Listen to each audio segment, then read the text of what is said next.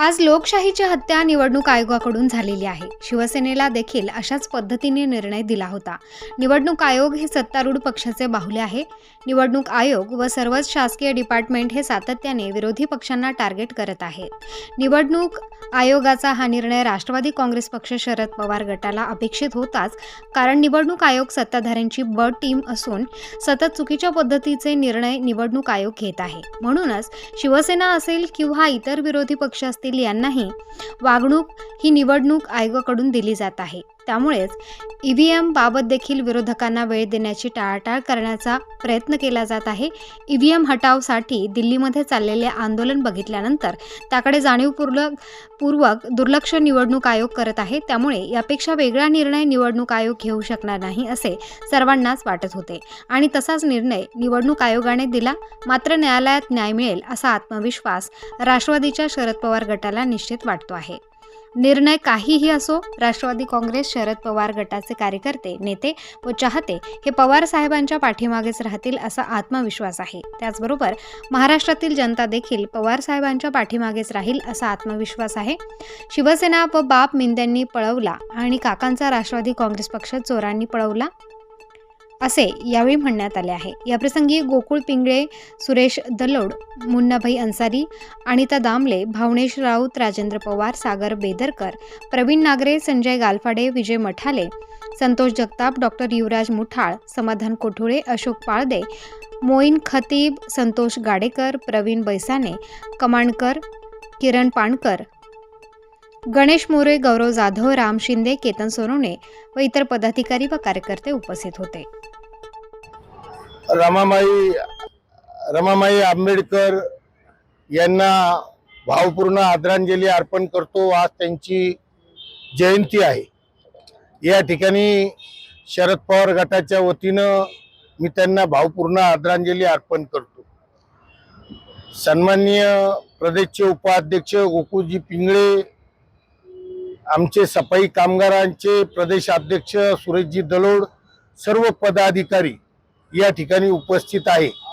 मुळामध्ये पक्षाचं नाव आणि चिन्ह हे जरी चोरून नेलं तरी या ठिकाणावर सर्व पक्ष आणि पक्षाचे कार्यकर्ते इंटॅक्ट आहे. मुळामध्ये हा जो निर्णय झालेला आहे या निर्णयाचा प्रथम आम्ही निषेध करतो. सन्माननीय निवडणूक आयुक्त हा निर्णय देईल अशी सर्वसाधारण आम्हाला अपेक्षा होतीच, कारण शिवसेनेचे इतके पुरावे दिलेले असताना सुद्धा या ठिकाणी शिवसेनेवर जो अन्याय केला तशाच पद्धतीनं पवार साहेबांच्या राष्ट्रवादी काँग्रेसवर अन्याय होईल ही या ठिकाणी साधारण आम्हाला एक कल्पना आलेली होती आणि त्या माध्यमातून आम्ही या ठिकाणावर पूर्वतयारीला पवारसाहेब असतील, सर्व कार्यकर्ते असतील, हे आम्हाला लक्षात आलेलं होतं की निवडणूक आयुक्त हे मेंढे आहे, मुळामध्ये केंद्र शासनाचे बटीक आहे आणि ते बटीक अशाच पद्धतीनं चुकीचा निर्णय घेतील. आजपर्यंत पवार साहेबांनी पक्षातून बाहेर निघताना स्वतःचा पक्ष काढला, परंतु एकानी सन्माननीय बाळासाहेब ठाकरे आणि शिवसेना चोरून नेली आणि दुसऱ्यांनी काका आणि काकांचा पक्ष हा चोरून नेला. हे सगळे मेंढे आणि लबाड आहे. मुळामध्ये यांच्या स्वतःच्या चमड्या वाचवण्यासाठी यांनी पक्ष फोडला आणि पक्षामध्ये दुजाभाव निर्माण केला. कार्यकर्ते मात्र पवार साहेबांच्या पाठीमागे आहे. हा निर्णय झाला, त्या निर्णयाच्या पाठीमागे प्रत्येक जनतेमध्ये आम्ही ज्यावेळेस जातो त्यावेळेस हा अन्याय झालेला आहे अशा पद्धतीची भावना या ठिकाणी सर्वसाधारण कार्यकर्ता, पवार साहेबांचा चाहता, पवार साहेबांवर प्रेम करणारा आणि मतदार हा या ठिकाणी झालेल्या निर्णयाचं खेद व्यक्त करतो, निषेध व्यक्त करतो आणि तशाच पद्धतीची भावना राष्ट्रवादी काँग्रेस पक्षाच्या सर्वच पवार साहेबांच्या सर्वच कार्यकर्त्यांची या ठिकाणावर आहे आणि त्यामुळे आम्ही या ठिकाणी त्यांचा निषेध करतो.